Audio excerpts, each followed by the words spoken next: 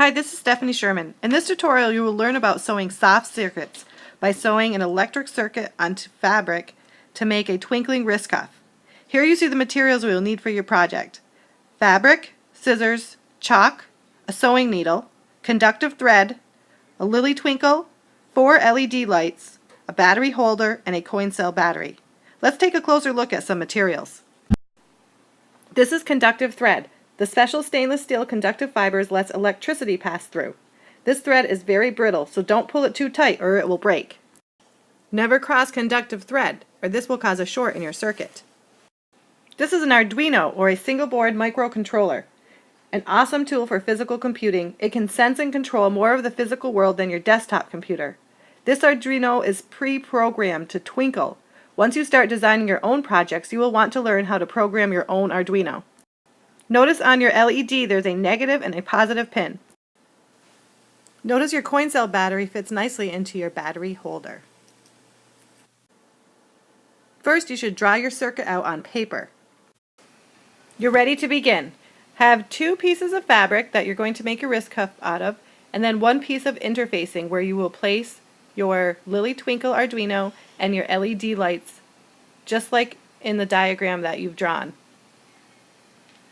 Your Lily Twinkle and LEDs will be sewed onto your interfacing, then sewn to the top piece of your wrist cuff where your battery holder and battery will be. Make marks using chalk of where you are going to sew your Lily Twinkle and all 4 of your LEDs onto your interfacing material. Time to start sewing. Thread your needle and make a knot. Come up through the pin on your Lily Twinkle board. Sew 3 times around every pin you sew. This is very important for a good electric connection. Now make a stitch from pin 3 to your first LED. Then sew from pin 2 to your second LED, pin 1 to your third LED, and your 0 pin to your fourth LED. These are all separate stitches.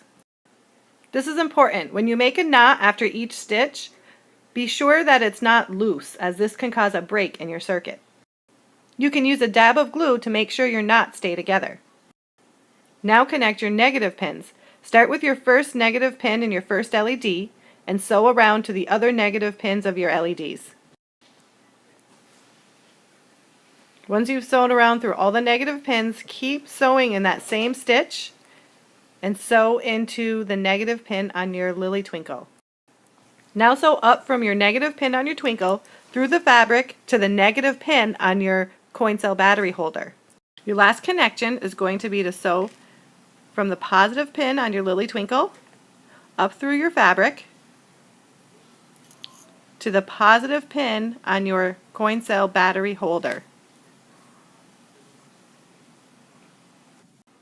Your final step is to check the knots in the back of your sewing.